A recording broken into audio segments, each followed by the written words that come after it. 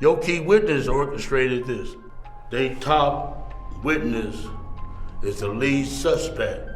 The defense pointing to someone else, Reggie Wright Jr. To me, I think Reggie Wright did it. Keffe D now denies have anything to do with Tupac's murder, claims he was exaggerating everything, and this is renewed speculation about someone else, someone that Keffe D has pointed the finger at previously. Reggie Wright did it. Reggie Wright Jr., saying it was Wright who orchestrated the hit. Now, it's a strange theory because of who Reggie Wright is, a former Compton police officer who was the head of security for Death Row Records and Tupac on the night of his killing.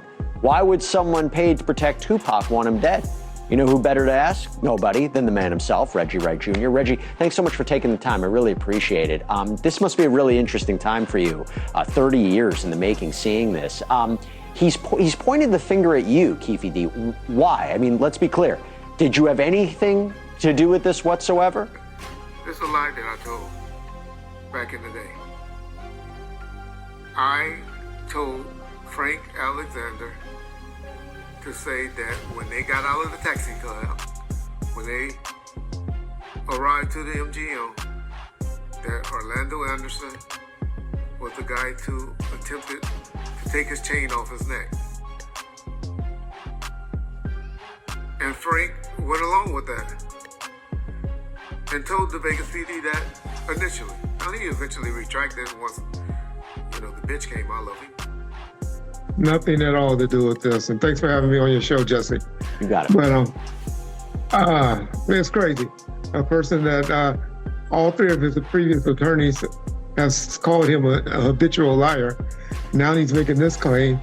And now, unfortunately, I got to go and deal with this. But I don't mind because I know we're going to eventually get justice for Tupac. Why did he even implicate you? Reggie Wright Jr. told the security they can't carry firearms.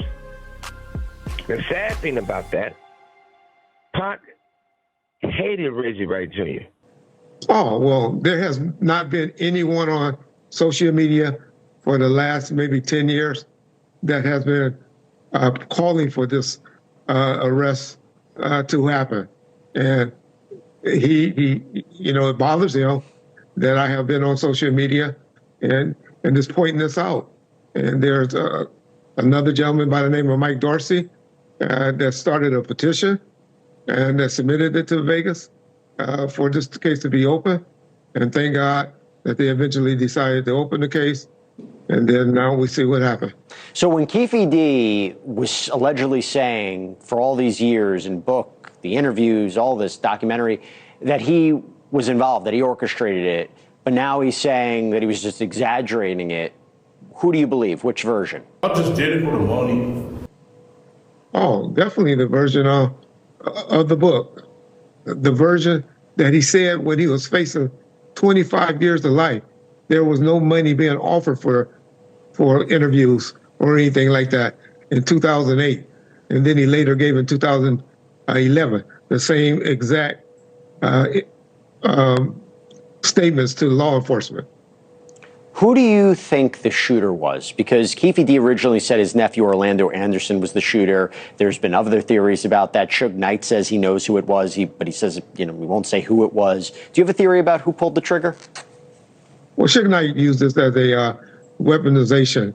Whoever's he mad at the time is who he blames for having to do with the death of Tupac Shakur. He done named about 5 different people. And then he also said that Tupac's a lie.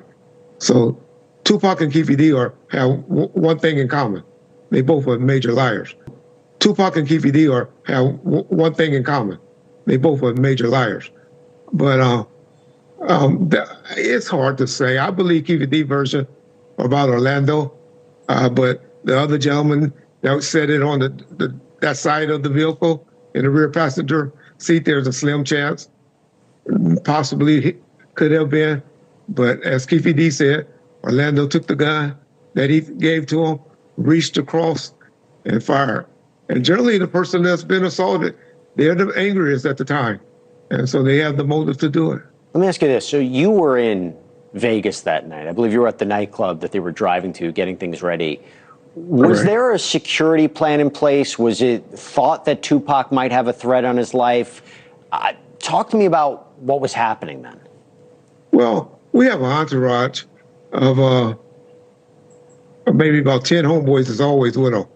And generally we have 2 security guards that are signed, that are retired or off-duty police officers that works for me. That particular night, we only had one. I had another gentleman that arrived late, and because he said he got a late arrest. I wasn't notified of it.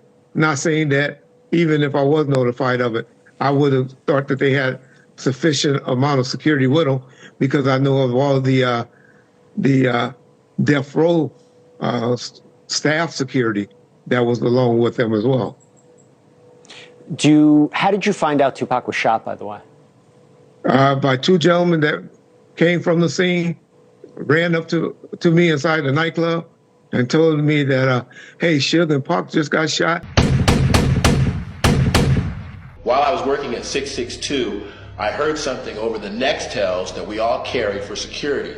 And what I heard was, got him, got him, got him. Michael talks about hearing something over the radio. Well, he would have heard it over Reggie's radio because he wouldn't have had a radio that night. They just got shot down the street. I didn't believe them. Yeah. But we had several police officers working the front door of the club, on duty Las Vegas police officers, and they started taking off. And there was an attorney with me by the name of George Calise that was standing right next to me, and he and I went and talked to the cops. They told them that Suge and them were down there, had just been shot, and myself and Mr. Calise and another one of my security guards jumped in the car and started heading that way, and eventually to the hospital. Were you ever questioned by investigators about what happened that night? No, sir. I went with Mr. Knight when he went down to be interviewed. I transported him to meet with the investigators, but never questioned until about 2021, 2022, when they started reopen the investigation on the incident. And are you planned to be called as a witness at this trial in any way? I have been subpoenaed and currently making arrangements to be there next week. However, whether I get called or not is still up in the air, but they have subpoenaed me, and that's the plan. And let me just ask you this: do you plan to maybe take any legal action against Keffe D for his accusations? He's what you call judgment proof. What would that do for me? I'd love to see the justice for Tupac when the jury come back with their verdict. Well, listen, I know this is a tough time. The sad thing about that, Pac hated Reggie Wright Jr. This is a lie that I told back in the day. I told Frank Alexander to say that when they got out of the taxi cab, when they arrived to the MGM, that Orlando Anderson was the guy who attempted to take his chain off his neck. And Frank went along with that and told the Vegas PD that initially. Now, he eventually retracted once, the bitch came out of him. But I told y'all the reason that I did that is because I didn't know, and I believed that Tupac was going to survive. Me as a cop knows this. This is where both sides of the fence shit comes in with Reggie. Orlando didn't do it. Who did it?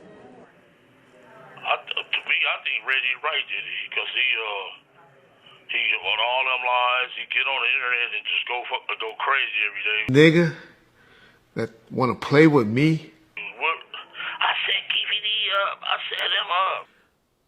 But people get mad because y'all ain't smart enough like Reggie Wright to draw out a murderer. Yeah, I'm bragging about it. I'm proud of it. I enticed that Keffe D to come out and brag about it. It wasn't about the money thing, as a lot of y'all gonna want to say, and his defense gonna try to be. No, he talked about it before money started even being an option on this YouTube stuff. Just learned about it later. Kept bragging about it. Kept being stupid enough. Stuff like that. Then he told my son threatened his life, and he said, "Yo, Daddy, you know how my trigger finger is?" So that's why he's suffering from COVID right now. He came and wiped his butt. You know what I'm saying? He came and feed himself. That's why he's suffering from COVID right now. I survived cancer. If I was a bad person, the Lord would have took me out. You know what I'm saying? The Lord would have took me out. I'm not worried about these people because I understand through God's hands, I understand tall through it all. Number one question: why did you kill Tupac? Yeah, it's unfortunate that that's the new theme, man. It really is. I thought we had got away from that, especially once Keffe D had got arrested, even though he had been making his promo tour, talking about it on your channel and in his book and BET Chronicles and other people platforms. I just did it for the money, you know what I'm saying? I was trying to feed my family. And then he gets there, and now he goes to jail, and he, got to pass the buck. You remember that show, The Practice? They used to call The Practice, and they used to have the Plan B, and they say, hey, when your suspect is done, we got to throw it on the best witness and accuse him, and so.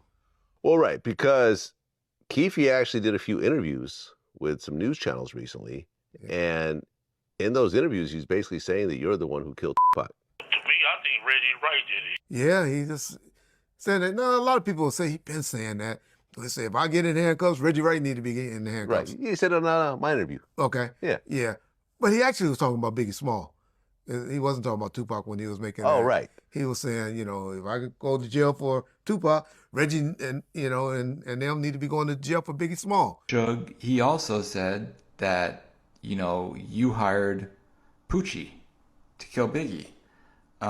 Is that true? And Suge did not say Poochie's name or address that aspect of it at all, but he did say that he doesn't like to speculate and that he had nothing to do with either murders.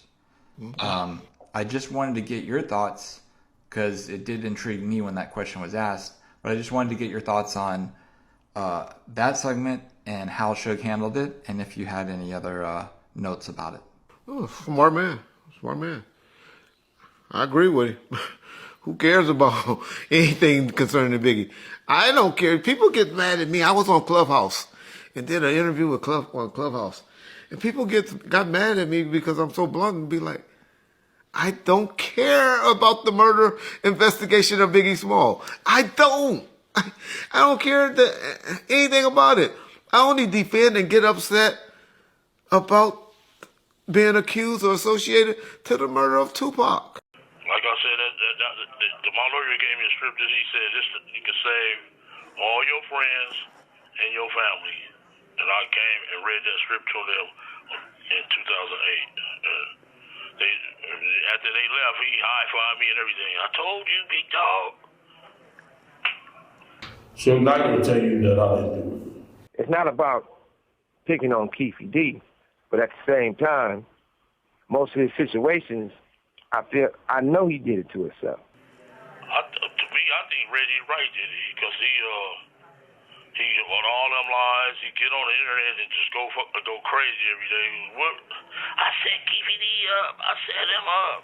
Stuff like that. Then he told my son threatened his life, and he said, "Yo, Daddy, you know how my trigger finger is?" So that's why he's suffering from COVID right now. He came and wiped his butt. You know what I'm saying?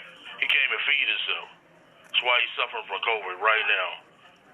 I survived cancer. If I was a bad person, the Lord would have took me out. You know what I'm saying? The Lord would have took me out. I'm not worried about these people because I understand through God's hands, I understand tall through it all. It's crazy how Reggie and Keffe D been going back and forth, blowing the lid off decades of accepted history and leaving the entire September 1996 timeline under intense scrutiny. It sounds like Keffe D claims are being heard. All eyes on Reggie, and even news platforms are asking if he set up Tupac. One thing Reggie confessed to is lying about the chain snatching situation, but that fabricated incident was a main part of the complete narrative. Admitting it completely rewrites the motive, leaving a huge question as to why Tupac really took off the fight and why so many people told the same lie for years. It also seems like Reggie is trying to distance himself from the walkie-talkie situation, but as the top security guy. You know, radios are the central nervous system of the operation, not optional accessories. Distancing himself from standard protocol only fuels speculation about coordination during those critical minutes at the MGM Grand. Honestly, Reggie was stumbling over his words and looked nervous. With investigators like Greg Kading and Reggie Wright staring down a witness list, the foundational story is fracturing under the weight of its own inconsistencies. As the public narrative built on a false premise faces a reckoning. Having these figures locked into official proceedings means investigators are forced to untangle myth from fact, and it looks like they're being guided right into a cell. As we watch all of this unfold, you have to ask, is having both Kading and Reggie tied into this witness list a massive conflict of interest? When the people who shaped the narrative for decades are right in the middle of it, how unbiased can it be? Where is this heading? What do you think is going to happen when this finally goes to trial? Are we finally getting the truth, or just another managed story? Drop your thoughts in the comments below. Before we wrap this up, a huge thank you to every single supporter and subscriber holding it down and riding with us. We couldn't build this platform without you. Hit that like button, subscribe, and we'll catch you on the next one.